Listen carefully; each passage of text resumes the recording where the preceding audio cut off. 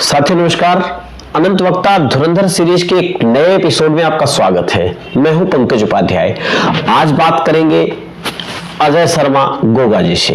MP quick service transport के मालिक हैं, ट्रांसपोर्टर हैं। उनसे जानेंगे कि इन्होंने ट्रांसपोर्ट लाइन में क्या चैलेंज फेस किया है। हालांकि आपको बताते चले, इनके पिताजी ने ये नींव डाली थी, इनकी सेकेंड जनरेशन है, लेकिन जो चैलेंज है वो जनरेशन देख के नहीं आती। उनके समय के अपने चैलेंजेस थे, आज के अपने हैं। तो अजय जी से सारी बातों को शुरू करते हैं, उनसे परत दर परत ये जानने की कोशिश करते हैं कि आज वो कैसे इस सेक्टर में अपने आप को मजबूत करते हुए मजबूती से खड़े हैं, युवाओं के लिए प्रेरक है। अजय भाई, कब से आपने अपने हाथों में इन चीजों को लिया है बाबूजी से? देखो जी, मैं 2003 में अगस्त से इस काम में हूँ जी। एक दिन मैं कहीं गया हुआ था जी, और घर पे लेट आया थोड़ा, तो पापा ने बोला भाई कहाँ से आ रहे हो? तो मैं बोला जी थोड़ा इधर ही गया था मैं जी, कोई काम वाम अगर मिल जाता है तो पापा ने बोला भाई हम दूसरों को काम देते हैं, आप किधर काम देख रहे हो? तो उन्होंने मेरे को बोला कल से आप ऑफिस जाएंगे। तो संजय गांधी ट्रांसपोर्ट नगर में न्यू ऑफिस हमने ओपन किया था कुछ टाइम पहले, तो उसमें मेरे को एक ड्यूटी के तौर पे दिया गया। और जैसा कि मैं आया, मैंने कुछ टाइम काम किया तो कुछ समझ में नहीं आया ये कैसा काम है, क्योंकि ये एक ऐसा काम है ट्रांसपोर्ट लाइन का जिसमें आपको पैसा एंड टू एंड नहीं मिलता है। और उस टाइम छोटे थे तो पैसे का इशारा ये था कि भाई इसमें तो कोई पैसा ही नहीं है। तो एक बार के लिए मेरा मन इस काम से हट गया था। तो हमारे जिया जी हैं, उनका परचून का काम है, थोक विक्रेता है वो जी। तो उसमें थोक मतलब परचून के काम में कैश का काम होता है। तो मेरे को पापा ने बोला भाई तेरे को अच्छा नहीं लगता है तो परचून की दुकान देख ले जी, अपना काम खोल सकते हो। मैं वहाँ पे गया, मैं ज्यादा 8-10 दिन रुका, तो मैंने सारा समझ लिया जी। समझने के बाद पता लगा जी इसमें तो 10 पैसे 54-58 का खेल है और पूरा दिन आदमी को पानी पीने की फुर्सत नहीं है। तो फिर मेरे मैंने आपस में विचार किया कि मैं ये काम अपने बस का नहीं है, क्योंकि उससे पहले मैं कम से कम 1-2 महीना 3 महीना यहाँ पे काम ऑफिस में बैठ चुका था। फिर मैं जब वापस आया ना, तो फिर मैंने उसको एकदम परफेक्टली तरीके से समझना चालू किया कि काम है क्या और कैसे होता है। धीरे धीरे मैंने वो काम को समझा। उसके बाद चैलेंज हमेशा से ही रहा है, आज से नहीं, जब से दुनिया बनी है हर चीज में चैलेंज रहा है। और चैलेंज को एक्सेप्ट मैंने किया है। और इस मतलब एक टाइम ऐसा भी है जो मेरे को याद आता है कि एक टाइम में मेरे को सिर्फ ये था कि सिर्फ मेरे को 20 रुपीज का इंतजाम करना होता था। भाई कंपनी का जो खर्चा, हमने कभी भी ये नहीं समझा कि हम कंपनी के ओनर हैं या मालिक के लड़के हैं, ऐसा कभी हमने कुछ नहीं समझा। और हमने हमेशा यही सोच के किया कि भाई हमें जो अपना खर्चा है, चाहे वो 10 रुपए का था चाहे 20 रुपए का, उसका कोशिश करते थे कि कंपनी से ना लेके वो बार की बार हमारे को इंतजाम किया जाए। तो उस टाइम मेरे को अच्छे से याद है कि मैंने इतनी मेहनत करी हुई है कि गाड़ी वाला बोला मेरे को इस जगह का पता नहीं है दिल्ली में, तो मैं ये बिल्कुल नहीं सोचता था कि मैं मालिक का लड़का हूँ। और वो मेरे को बोलता मैं 20 रुपए दूंगा, मेरे को ट्रांसपोर्ट नगर से अलीपुर छोड़ के आओ, तो मैं अलीपुर छोड़ के आता था। 20 रुपए मिले, फिर वो 20 से 50 हुए। धीरे धीरे फिर उस चीज को हटके फिर हमने आगे देखा कि भाई ये तो एक छोटा मोटा है, अब आगे क्या बिजनेस है, उसको समझा। उसको समझ के फिर हमने कोशिश किया कि व्यापार बढ़ाया कैसे जाए। फिर हम असली पॉइंट पे आए जी। तो व्यापार बढ़ाने के लिए देखो सबसे जरूरी है कि आपकी क्या थिंकिंग है। थिंकिंग में हमने यही देखा कि भाई कोई भी आदमी है उसको हर तरीके की आज के टाइम में सहूलियत चाहिए होती है। बिल्कुल सहूलियत के उसमें हमने यही कोशिश किया कि ड्राइवर है, चाहे वो पार्टी है, चाहे वो यहाँ से 1000 किलोमीटर बैठा हुआ गाड़ी का ओनर है जी, सबको एक अपनी तरफ से हमने पूरी फैसिलिटी देने की कोशिश करी, जिसमें हम धीरे धीरे कामयाब होने लगे। जबकि ये काम सारा कच्चा ही है पूरी तरह से। मान लेंगे देश की आफत रास्ते में जाते हुए आए तो भी बवाल आप पे, गाड़ी फटे टूटे पंचर हो एक्सीडेंट हो सारा कुछ आपका मामला है जी। ऐसे में कैसे सरवाइव कि कहाँ से मैनेज होता है? देखो जी, ये मैनेज होता है कि सबसे पहले तो पॉइंट शुरू होता है, आपको कोई ऑर्डर मिला है जी। सबसे पहले आपको ये देखना है जिस गाड़ी को हम उस मटेरियल पे लगा रहे हैं वो इसको ले जाने में सक्षम है या नहीं है। भाई मान लो हमने उसके अंदर 10 टन मटेरियल लोड कर दिया, अब उसके टायर फटे हुए हैं पहले से ही पंचर लगा लगा के, तो वो यहाँ से 100 किलोमीटर 200 किलोमीटर जाके बोलेगा मेरा टायर फट गया, तो उस टाइम में परेशानी आएगी हमारे को कि भाई पार्टी बोलेगी मेरे को तो इस बात से कोई मतलब नहीं है। हाँ। तो उस तरीके से क्या होता है कि जैसे सबसे पहले तो एक जिम्मेदारी समझ के गाड़ी वाले का पूरा जांच करो कि भाई ये इसकी किस्तें तो नहीं टूटी हुई हैं, इसका कोई टायर खराब तो नहीं है, ड्राइवर शराबी तो नहीं है, गाड़ी के पेपर चेक करो, कभी इंश्योरेंस गाड़ी का खत्म हो रखा और आप लोड करा के भेज दें। तो उस तरीके से हमने पूरी देखभाल करके काम को आगे बढ़ाया। कितनी एसेट्स है कंपनी की अपनी कितनी गाड़ियां हैं, कैसे रन कर रहे हैं ये बताइए। देखिए जी, क्या होता है कि शुरू से हमने एक सोच बनाई कि अगर हम अपनी गाड़ियां लेते हैं तो हम मार्केट में, देखो हमारे पापा के टाइम से गाड़ियां हमसे जुड़ी हुई हैं जी। ये एमपी में यहाँ से लगभग 650 किलोमीटर पड़ता है छतरपुर जी। उन्होंने हमारे पापा के वो फैन थे कि अगर 10 दिन भी गाड़ी नहीं लोड होगा तो हमारे पापा के ऑफिस में आके बैठते थे।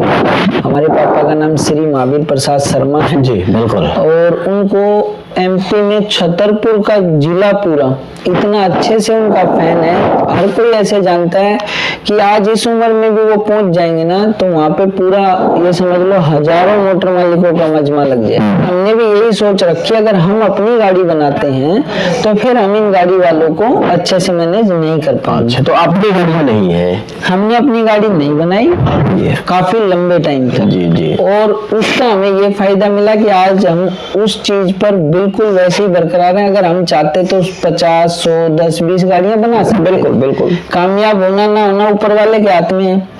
लेकिन आज की डेट में भी हमारे पास लगभग 300 से 400, 500 गाड़ियां अटैच हैं, पूरा सर्कल है। कभी हमारे कोई गाड़ी की प्रॉब्लम नहीं आती, मोटर मालिक बढ़िया हैं, कोई चोरी वगैरह का केस नहीं आता है। सिस्टम ऐसा होता है ट्रांसपोर्ट लाइन में, अगर आप खुद कंपनी किसी गाड़ी की ओनर नहीं है तो आप उस टेंडर में पार्टिसिपेट नहीं कर सकते। तो कुछ गाड़ियां हमने बनाई और भगवान की दया से हमारी वो अच्छी चल रही है। लेकिन आज भी वो गाड़ियां हमने एक सिस्टम से रखी हुई है कि इनसे हमारा कोई लेन देन, ये कंपनी में अलग वर्कर है वो उस चीज को देखेगा। ये सब करते हुए बाबूजी पुराने ट्रांसपोर्टर रहे हैं, उनका अब कितना सपोर्ट मिल पाता है जबकि वो ऑफिस नहीं आते? उनसे उनके व्यक्तित्व का फायदा आपको कितना मिल पाता है? देखो जी, ऐसा है आज हम जिस भी मुकाम तक पहुंचे हैं, ये मैंने अपना सफर मेरे को याद है, मैंने साइकिल से शुरू किया था संजय गांधी ट्रांसपोर्ट नगर में और आज भगवान की दया से किसी चीज की कोई कमी नहीं है।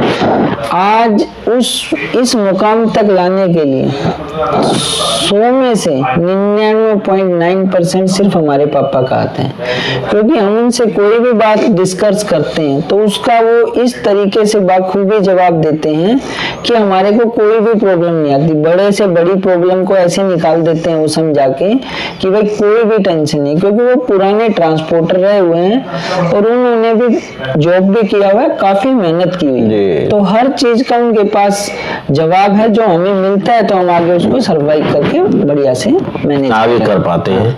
ऐसी स्थिति में हम जब आपसे बात कर रहे हैं तो पता नहीं कितने फोन बज चुके होंगे आपके, और लगातार फोन आते हैं, कभी भी आपको बाहर भी चले जाना होता है जी। तो ऐसे में परिवार, पत्नी, बच्चे, ये सब उनको कैसे आप मैनेज करते हैं ऑफिस में रहते हुए, क्योंकि दिन तो यहाँ रात तो पता नहीं कहाँ जानी जी। तो क्या है इसमें परिवार का क्या रोल है, परिवार कैसे सरवाइव करता है? ये ट्रांसपोर्ट का मैंने अपने जीवन में अनुभव किया है। ये एक ऐसा काम है, अगर आप घर में रजाई ओढ़ के सो रहे हैं फुल ठंड में तो आपको उसमें मुंह बाहर निकालने की जरूरत नहीं पड़ेगी। आप रजाई के अंदर ही फोन सुनेंगे, उसको सिर्फ मैनेज करना है आपने। आपकी मेहनत ये होनी चाहिए कि जो आपकी डीलिंग है उसमें कहीं आपको 1% भी ये नहीं हो कि भाई यहाँ पे हम फेल हो सकते हैं। तो बड़ा अच्छा काम है। और परिवार के प्रति ऐसा है जी, देखो इस काम में ये नहीं कि आपको इतने बजे यहाँ पहुंचना ही है। अगर आप 2 घंटे लेट भी हो रहे हो तो कोई दिक्कत नहीं है, क्योंकि सारा काम फोन से चल रहा है। अब आप अगर मान लो बॉम्बे बैठे हो, परिवार को लेके घूम रहे हो, गोवा घूम रहे हो, तो सामने वाला जो भी डील कर रहा है उसको कोई पता नहीं है कि आप बॉम्बे हो, गोवा हो। हाँ, उसकी नजर में आप अपने ऑफिस में बैठे हो। तो मेरी नजर में इससे अच्छा काम कोई नहीं है जी। इसी को ध्यान में रखते हुए हम आगे मेहनत कर रहे हैं। तो चैलेंज पैसा जोड़ना हो, खुद मालिक आदमी हो जी, तो वर्कर्स को ध्यान में रखना, ऑफिस चलाना, सारी चीजों का ये तनाव। देखो जी ऐसा है, तनाव आदमी अपने मन से पैदा करता है और अपने मन से ही निकालता है। नहीं, पैसा तो मन से नहीं आएगा, पैसा तो आपके सिस्टम से शुरुआती दौर में। वही मैं कह रहा हूँ, तनाव अगर आप लोगे तो ना पैसा आएगा ना आपके पास कोई वर्कर रुकेगा। हमारे यहाँ ऑफिस में क्या सिस्टम है, जैसे देखो जी शुरू में सब कोई छोटा होता है। मैं शुरू में यहाँ पे नया बाजार है, लॉरेंस रोड है, दाल मिल वगैरह है, हमारा सारा एरिया रहा जहाँ से दाल वगैरह बनने का काम रहा। तो यहाँ पे बनने लोग भी थे काफी, मतलब नया बाजार एक से गद्दी है। बिल्कुल। तो मैं साइकिल पे भी गया, मोटरसाइकिल पे भी गया। तो सर मैंने सिर्फ एक ही चीज सीखी थी कि भाई जिसके ऑफिस में जाके हम बैठते थे सिर्फ हम उसका स्वभाव देखते थे कि कैसा है। तो हम सिर्फ यही बात को दिमाग में रख के चले कि भाई जिसके पास हम गए उसने भाड़ा दिया, 2 बातें सुना दी, तो हम बोल के आते थे उसके दरवाजे से कि कभी इसके यहाँ आना ना पड़े। और जो अच्छे आदमी थे, आओ जी बैठो, चाय पियो, पानी पियो। हमने देखा कि भाई आधा घंटा लेट भी हो रहे हैं तो किस वजह से, कि भाई अब टाइम हो गया लंच का, तो पूरा स्टाफ पहले लंच करेगा उसके बाद आएगा। बिल्कुल। तो देखो जी कंपनी हमेशा मालिक के दम पे नहीं चलती है, कंपनी हमेशा स्टाफ के दम पे चलती है। बिल्कुल। अगर स्टाफ को आप बना के रख रहे हैं, उनको फैसिलिटीज वगैरह दे रहे हैं, उनका ध्यान रख रहे हैं, तो आपकी कंपनी ग्रोथ करेगी। हमने अपनी कंपनी में बाकायदा नाश्ता, लंच, शाम के टाइम जो भी शाम का नाश्ता होता है उनका सबका व्यवस्था है। किसी को छुट्टी पे जाना है तो झूठ नहीं, जो क्लियर है वो आप हमें बताइए, हम आपको छुट्टी देंगे 2 दिन 4 दिन, कोई दिक्कत नहीं। तो इस तरीके से सबसे पहले आप सिस्टम बनाने के लिए अपने स्टाफ की टीम बनाओ और उसके बाद उस पर ध्यान रखो कि भाई साहब भी अपने काम में ही जुड़े हैं जी, भाई आप लोग मिलके जी काम को कर रहे हैं। बाबूजी का टेक्निकल सपोर्ट तो नहीं रहता, बस एक वर्बली जो उनका एक्सपीरियंस, उनका आशीर्वाद है वो हमारे साथ चल रहा है, आप लोगों का काम आता है। और इसको करते हुए आगे फ्यूचर में क्या कुछ नई प्लान्स हैं, उसको क्या ब्रांचेज अपग्रेड करने हैं कुछ? देखो जी ऐसा है, हमारा एक मानना शुरू से रहा है कि जब आपको ये पक्का हो जाए कि हाँ भाई अब हम नया ऑफिस वहाँ डाल सकते हैं, हमें काम मिलेगा, तब आप वो काम करिए। अगर लोगों की बातों में आके आप कह दो 10 ऑफिस डाल लो, 15 ऑफिस डाल लो, तो उसमें कहीं ना कहीं लॉस है। तो आगे की प्लानिंग हम धीरे धीरे कर रहे हैं, ऐसा नहीं है कि वही है। आगे की प्लानिंग जैसे अभी हमारे अभी हाल फिलहाल में लगभग 20 से 25 ऑफिस हैं सब मिला के, और आगे हम ये कोशिश कर रहे हैं कि 20-25 से लेके 200-250 तक ऑफिस जाए हमारे। धीरे धीरे काम को आगे बढ़ा रहे हैं। यूथ कैसे जुड़े ट्रांसपोर्ट लाइन में? अगर वो ट्रांसपोर्टर बनना चाहे उसके लिए क्या करना चाहिए, क्या एहतियातन किस चीजों का ध्यान रख के वो आए? देखो जी ये ट्रांसपोर्ट का लाइन जो है वो एक ऐसा है, इसको कोई भी कर सकता है, कोई लेडीज है, कोई युवा है, कोई बुजुर्ग है, कोई भी है, वो सब कोई कर सकता है। इसमें इसलिए कर सकता है कि इसको सीखने के लिए आदमी को अपना पूरा ध्यान रखना होता है, लापरवाही से बचना होता है, और जहाँ तक हो सके तो एक बात का स्पेशल ध्यान रखना होता है कि इस लाइन में एक दूसरे के कट्टर भी होते हैं।